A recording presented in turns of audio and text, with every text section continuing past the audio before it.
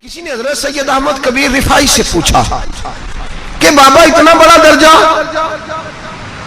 اتنا بڑا مقام کیسے ملا؟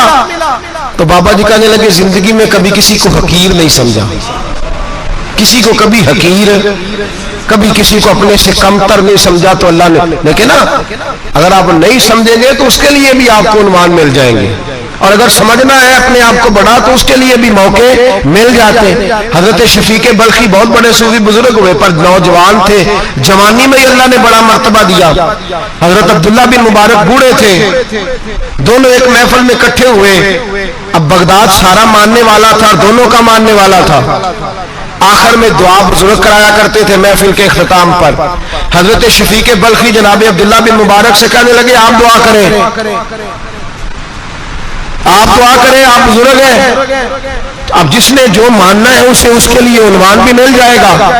حضرت سیدنا عبداللہ بن مبارک کہنے لگے بیٹے تو دعا کر، تیری عمر تھوڑی ہے، تیرے گناہ بھی تھوڑے ہیں، تیری عمر تھوڑی ہے، تیرے گناہ بھی تھوڑے ہیں۔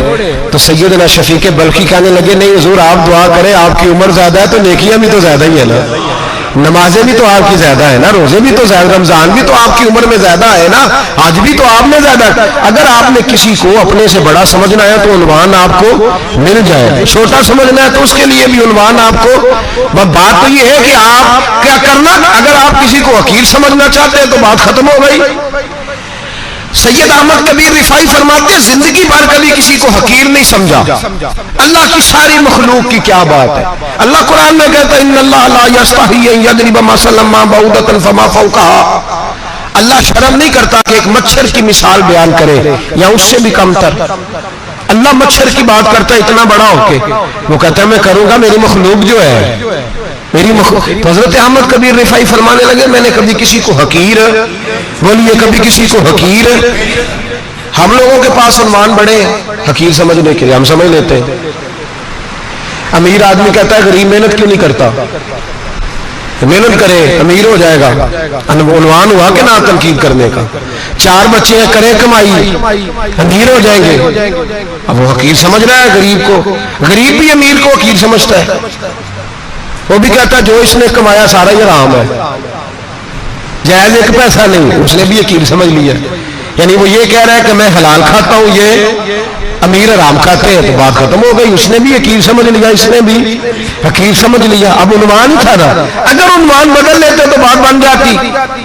امیر اگر یہ کہتا کہ میں اس غریب کی مدد کروں گا اس لیے کہ پیسے محنت سے نہیں ملتے خدا کے فضل سے ملتے ہیں، تو وہ یہ نہ کہتا کہ یہ محنت کرتا تو آگے چلا جاتا، اور غریب اگر سمجھتا اس بات کو تو یہ نہ کہتا امیر سارے حرام ہی کھاتے ہیں، وہ کہتا بھئی رب نے جو میرے لیے پسند کیا مجھے دیا، جو اس کے لیے پسند کیا اسے دیا، بات ختم ہو گئی، جھگڑا ختم۔ عنوان تو مل جائے گا آپ کو، مثبت بھی اور منفی بھی، تو اچھی بات نہیں کہ مثبت اختیار کریں۔ سید احمد کبیر رفاعی کہتے ہیں میں گزر رہا تھا، ایک دن میرے ساتھ ایسا ہوا کہ میں گزر رہا تھا کھیت کے اندر سے، ادھر بھی پانی تھا ادھر بھی پانی تھا، ہوتا ہے نا پانی پانی ہوتا ہے فصلوں میں کئی دفعہ، کب ہوتا ہے زیادہ پانی؟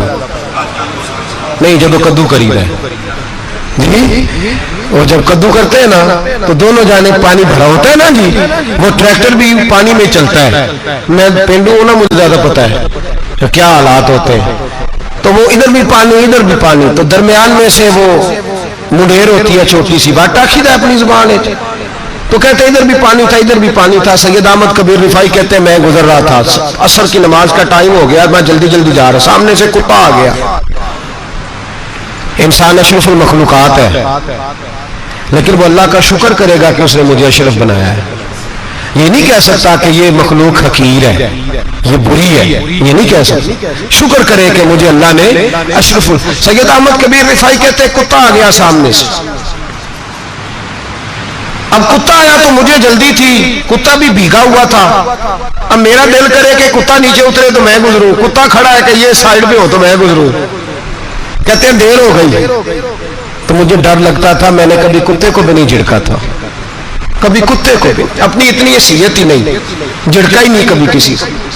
آپ فرماتے ہیں دیر ہو گئی تو میں نے کہا یا اللہ، حضرت سید احمد کبیر کہتے ہیں میں نے کہا یا اللہ اس کتے کو زبان ہی دے دے، میں اسے کچھ سمجھا ہی دوں۔ اسے زبان ہی دے دے تو قادر مطلق ہے کہ اسے زبان دے دی. تو میں نے کتے سے کہا نیچے اتر جا, میں نے نماز پڑھنی ہے. تو کہنے لگا بابا جی آپ اتر جائیں, آپ اتر جائیں, آپ اتر جائیں, میں کیوں اتروں؟ تو سید احمد کبیر رفاعی کہتے ہیں میں نے اس سے کہا کہ بات یہ ہے کہ میرے اوپر نماز فرض ہے, تیرے اوپر فرض نہیں, تو میں نے نماز پڑھنی ہے. اگر میں کھیت میں اتر گیا تو کیچڑ ہے, میرے کپڑوں کو مٹی لگ جائے گی, پتہ نہیں پانی پاک ہے کہ ناپاک ہے, تو تو اتر جا, تیرے اوپر نماز نہیں فرض ہے, مجھے جانے دے. تو سید احمد کبیر رفاعی کہتے ہیں اس نے ایسی بات کی کہ میرے اوپر وجد طاری ہو گیا.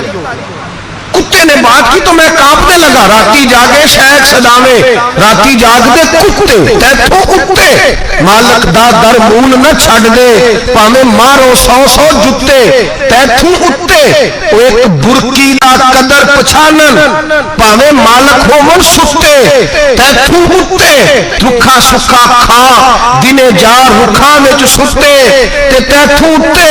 اٹھ بلیا چل یار منا لے نہیں تے بازی لے گئے نہیں کتے, اٹھ بلیا چل یار منا لے نہیں تے بازی لے گئے کتے تے تیتھوں اتے. سید احمد کبیر رفاعی کہتے ہیں وہ مجھے کہنے لگا آپ اتر جائے. تو میں نے کہا بھائی میرے اوپر نماز فرض ہے, تیرے اوپر فرض نہیں, تو اتر جا, میرے کپڑے آلودہ ہو جائیں گے تو کیا کروں گا؟ تو کہتے ہیں اس نے بات کی تو میں گھبرا گیا اور چھلانگ لگا کے میں کھیت میں اتر گیا. مجھے کہنے لگا بابا جی کپڑے اگر آپ کے کیچڑ سے آلودہ ہو گئے تو پانی سے صاف ہو جائیں گے, اور اگر مجھے حقیر جان کے آپ کا دل آلودہ ہو گیا تو 7 سمندروں سے بھی صاف نہیں ہوگا. کپڑے پانی سے دھل جائیں گے, اور دل اگر تکبر سے آلودہ ہوا تو 7 سمندروں سے بھی صحیح ہو سکتا نہ. حقیر نہیں جاننا, نہ مولوی کو, نہ صوفی کو, نہ درویش کو, نہ کھیت میں کام کرنے والے کو, نہ پٹھے پہ مزدوری کرنے والے کو, نہ گاڑی کا شیشہ صاف کرنے والے کو, نہ تیل ڈالنے والے کو, نہ کسی کو حقیر نہ جان, نہ کسی کے حال پہ طنز کر, نہ کسی کے غم کا مذاق اڑا, وہ جسے چاہے جیسا نواز دے.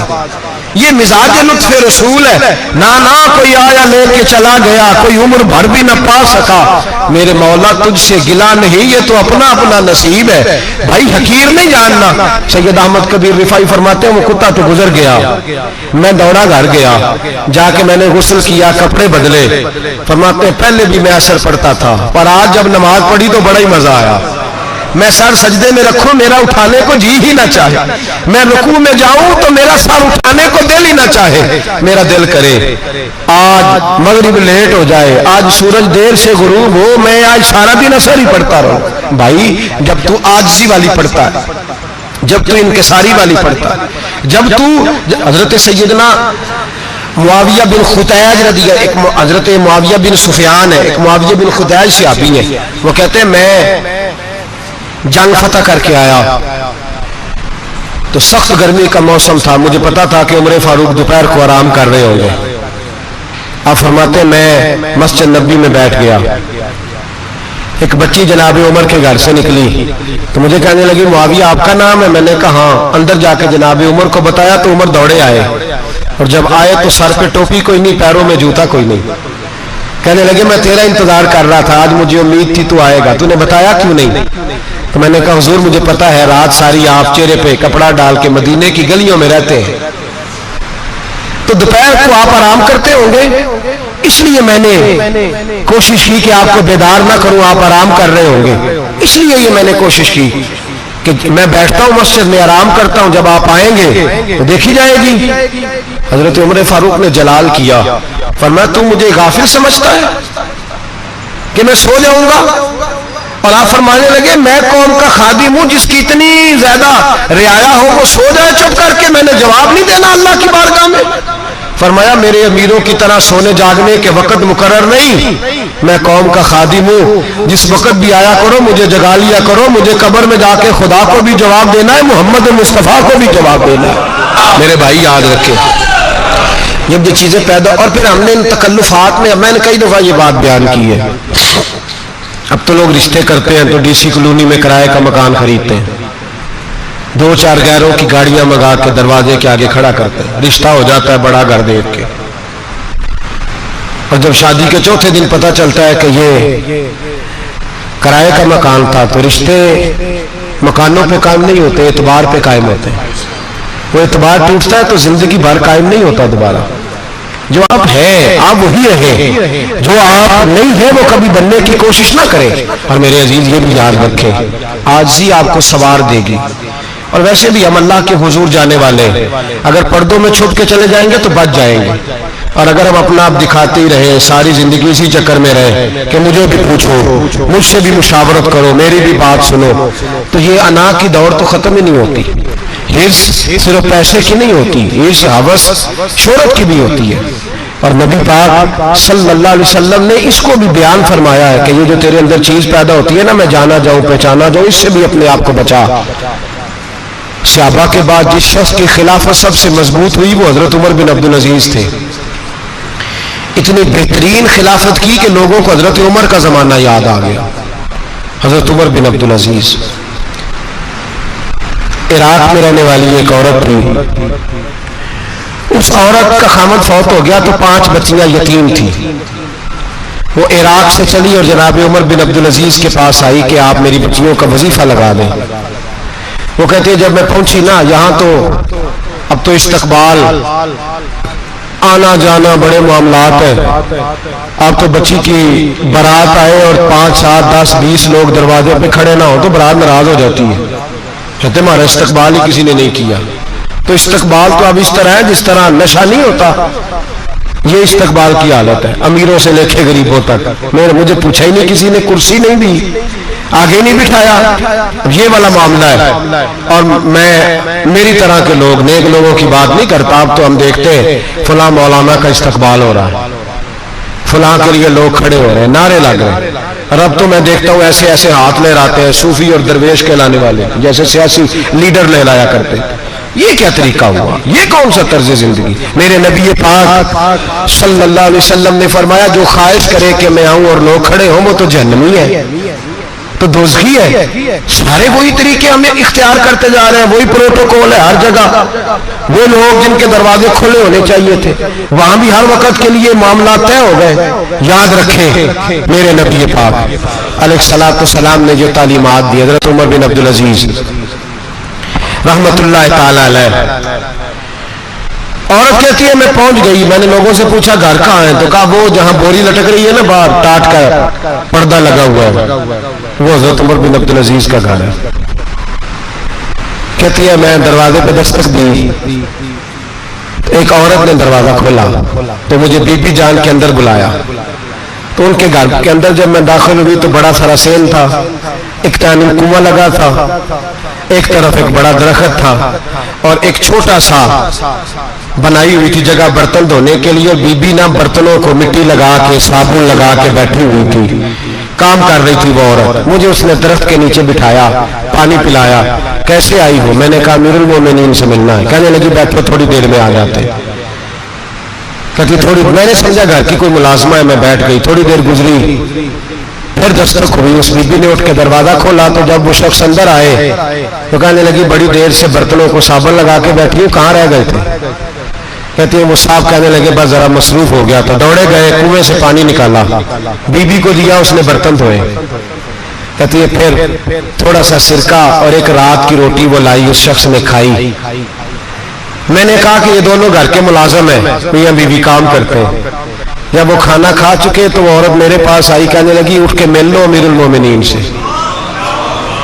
میں نے کہا کون امیر المومنین؟ تو کہنے لگی کب سے تو آئے ہیں، یہ جس نے کنویں سے پانی نکالا یہی مسلمانوں کا امیر ہے، اور یہ جس نے درخت کے نیچے بیٹھ کے سرکے سے روٹی کھائی ہے یہی ہے. یہ فرشتوں کی داستان نہیں، یہ وہ لوگ ہیں. میں رات کو بھی کہہ رہا تھا ایک جگہ پہ کہ یہ لوگ جو ہے نا جن کا آپ روز شکوہ کرتے ہیں حکومتیں بڑی خراب ہیں، یہ کوئی نہیں خراب، بالکل خراب نہیں. جتنے سیاسی لیڈر ہیں سارے صحیح ہیں. خراب وہ لوگ ہیں جو انہیں ووٹ دے کے لیڈر بناتے ہیں، بالکل خراب نہیں. میں تو ان کے حق میں ہوتا جا رہا ہوں. ناراض ہو گئے نا آپ لوگ؟ اللہ کرے تسی ہو جاؤ تو اگلے الیکشن سے سیانے بھی ہو جاؤ. آمین تو کہہ دے. میں نے کوئی مشورہ نہیں دینا اس لیے کہ میری نظر میں کوئی ایسا شخص نہیں جس کے لیے میں آپ سے کہہ سکوں کہ ووٹ دے.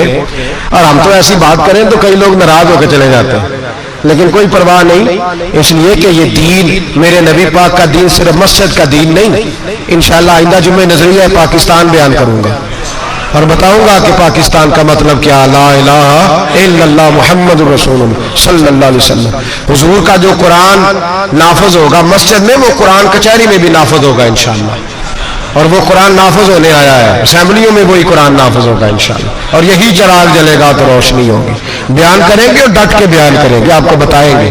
بات جو بات سمجھا رہا ہوں فی الوقت وہ سمجھے، مجرم وہ نہیں جو بڑا بن کے لوٹتا ہے، مجرم وہ ہے جو اس کو سپورٹ کرتا ہے، جس نے اسے بڑا بنایا ہے۔ یہ یاد رکھ لیں، ہماری کوئی بچت نہیں ہوگی، ہم سے پوچھا جائے گا، ہم سارے کچہری میں کھڑے ہو گے، اللہ سوال کرے گا کہ تم بتاؤ تم ان کے مددگار کیوں بنے تھے، تم سپورٹ کیوں کرتے تھے، یہ پوچھا جائے گا اور ہم نے جواب دینا ہے۔ بہرحال عام دام برسر مطلب جناب عمر بن عبدالعزیز رحمۃ اللہ علیہ کے وہ بی بی گئی تو کہنے لگی کہ یہ امیر المومنین نے کہا، وہ اٹھ کے حاضر ہوئی، کہا حضور میں عراق سے آئی ہوں، میرا خامد فوت ہو گیا، میری 5 بیٹیاں ہیں، وظیفہ لگا دے۔ وہ بی بی کہتی ہے میرا دل تھا کہ یہ 3 بچیوں کا 100 دینار سال کا لگا دیں گے تو بڑی بات ہے۔ کہتی ہیں جب میں ان کے پاس گئی تو حضرت عمر بن عبدالعزیز کو بتایا تو وہ رونے لگ گئے اور مجھ سے معافی مانگنے لگے۔ میں نے کہا حضور آپ کیوں معافی مانگتے ہیں؟ تو کہنے لگے اس لیے معافی مانگ رہا ہوں کہ تو میری رعایا میں تھی اور تیری 5 بچیاں یتیم تھی، تجھے خود چل کے آنا پڑا ہے، میرا کام تھا تیری خبر لیتا، معاف کر دے اللہ کی رضا کے لیے۔ انہوں نے وظیفہ لکھنا شروع کیا تو میری ایک بچی کا 1000 دینار سال کا لکھا۔ میں نے کہا اللہ تیرا شکر ہے۔ پھر دوسری بچی کا 1000 لکھا تو میں نے کہا اللہ تیرا شکر ہے۔ تیسری کا 1000، چوتھی میں نے کہا شکر ہے۔ جب چوتھی کا لکھا تو میں نے کہا اللہ آپ کا اقبال بلند کرے، اللہ آپ کو ہمیشہ اسی طرح پھلتا پھولتا رکھے۔ کہتے ہیں جناب عمر بن عبدالعزیز نے قلم رکھ دیا، فرمانے لگے میں 5ویں کا وظیفہ نہیں لکھوں گا، 4 بہنوں سے کہنا بانٹ کے اسے بھی دے دے۔ کہا حضور کیوں؟ آپ فرمانے لگے جب تک تو اللہ کا شکر ادا کر رہی تھی میں بھی رب سے جڑا ہوا تھا اور اللہ سے ڈر کے لکھ رہا تھا، اب تو نے میری تعریف کی ہے، اب میری ذات آ گئی ہے، اب میں اگر یہ وظیفہ لکھوں گا تو اس سے اللہ راضی نہیں ہوگا، اس سے میرے نفس میں ریا پیدا ہوگی، اب میں 5ویں کا نہیں لکھوں گا، جا اور جا کے عراق کے گورنر کو دے۔ بی بی کہتی ہے میں گھوڑے پہ بیٹھی اور میں چند دنوں کے بعد عراق پہنچی، جب سویرے آ کے میں نے والی عراق کو رکا دیا تو وہ چیخ مار کے رویا۔ میں نے کہا کیا ہوا؟ تو کہنے لگا بی بی آج رات کو حضرت عمر بن عبدالعزیز کا انتقال ہو گیا، فوت ہو گئے۔ تو انتقال کر گئے، کہتی میں بھی تڑپ کے روئی۔ میں نے کہا میری یتیم بچیوں کا کیا بنے گا؟ تو وہ گورنر کہنے لگا تیرے وظیفے جاری رہیں گے، تجھے ملتے رہیں گے۔ تو کہنے لگی کیسے؟ کہنے لگا میں اگر تو گورنر رہا تو تیرا وظیفہ جاری رہے گا، اور اگر گورنری سے اتر بھی گیا تو میں ذاتی طور پہ مالدار ہوں، پھر بھی تیری بچیوں کے ماہانہ پیسے پہنچتے رہیں گے۔ میں نے کہا تو کیوں دے گا؟ کہتی میں رو پڑا۔ کہنے لگا اگر امیر حضرت عمر بن عبدالعزیز جیسے ہو تو پھر اللہ گورنروں کے دلوں میں بھی رحم ڈال دیا کرتا ہے، پھر میرے جیسے لوگوں کو بھی وہ بدل دیتا ہے۔ حضرت عمر بن عبدالعزیز گھر آئے، 3 بیٹیاں تھیں، ایک کو آواز دی وہ آئی تو اس نے منہ پہ ہاتھ رکھا ہے، دوسری کو آواز دی وہ آئی تو منہ پہ ہاتھ رکھا ہے، تیسری کو آواز دی تو منہ پہ ہاتھ رکھا ہے۔ آپ نے اپنی بیوی سے کہا کہ یہ بچیاں منہ پہ ہاتھ کیوں تینوں نے رکھا ہوا، کیا بات ہے؟ تو بی بی رو پڑی، کہنے لگی 4 دن ہو گئے میری بیٹیاں پیاس سے روٹی کھا رہی ہیں، 4 دن ہو گئے، ان کے منہ سے بدبو آتی ہے، اس لیے وہ آپ کے سامنے آتی ہیں تو منہ پہ ہاتھ رکھ لیتی ہیں 4 دنوں سے۔ بی بی رو رہی ہے، حضرت عمر جلال میں آ گئے، آپ فرمانے لگے تو یہ رو رہی ہے، تو روئی ہے، تو نے میرے گھر میں رہ کے اللہ کی ناشکری کی ہے، تو شکر ادا نہیں کرتی کہ 3 وقت پیاز اور روٹی تجھے گھر کی 4 دیواری کے اندر مل جاتا ہے؟ رو رہی ہے، میں آ میرے ساتھ باہر نکل، تجھے وہ لوگ دکھاؤں جو جھونپڑیوں میں رہتے ہیں اور مانگ کے کھاتے ہیں، آ تجھے دکھاؤں۔ اتنی ناشکری کہ گھر کے اندر پیاز پہنچ رہا ہے، روٹی پہنچ رہی ہے، اور تو کہتی ہے میری بیٹیاں پیاز سے کھاتی ہیں، شکر کر فاقے نہیں کاٹنے پڑے۔ پھر اگلے لفظ کہے تو رو پڑے، فرمانے لگے میں نے تو مصطفیٰ کے وہ حالات بھی سنے ہیں جس میں کئی دن بی بی فاطمہ نے فاقے کیے، تو گھر کے اندر پہ آج پہنچ رہا ہے تو ابھی بھی سادگی، عاجزی اور قناعت نعمت تھی ان لوگوں کی۔ ہمارے ہاں روز شکوا ہے، کس بات کا؟ گاڑی کوئی نہیں۔ روز رونا ہے، کس بات کا؟ بنگلہ کوئی نہیں۔ روز رونا ہے، کس بات کا؟ بینک بیلنس کوئی نہیں۔ 10 جوڑے کیوں نہیں عید پہ آئے؟ اور یہ صرف عورتوں کا مسئلہ نہیں، ہمارے اندر بھی یہ بات بدرجہ اولا۔ ہم روز اپنے آپ کو مسکین کہتے ہیں، غریب کہتے ہیں، لاچار کہتے ہیں، مجبور کہتے ہیں۔ کبھی دیکھو جو جھونپڑیوں میں رہتے ہیں، کبھی پلٹ کے دیکھو لوگوں کی طرف جو پیدا ہوئے تو آنکھیں کوئی نہیں تھی، ہاتھ کوئی نہیں تھے، پیر کوئی نہیں تھے۔ وہ دیکھو جو پیدا ہوئے تو سر پہ باپ کا سایہ کوئی نہیں تھا۔ کیسے کیسے لوگ وقت گزار رہے۔ ہم روز آ کے کہتے ہیں کاروبار ٹھنڈا ہو گیا ہے، حالات بڑے خراب ہو گئے، ہم بڑے مجبور۔ کیا ہو گیا صاحب؟ اللہ کے دن ہے سارے، اللہ کے دن ہے۔ مسل اچھا ہے، نہ فراق اچھا ہے، یار جس حال میں رکھے وہی حال اچھا ہے۔ بس اپنے آپ کو مطمئن کریں، عاجزی، انکساری، قناعت، سادگی، اس کو اپنی زندگی کا حصہ بنائیں، اللہ دولت سکون عطا کر دے گا۔ آخر دعوانا ان الحمدللہ۔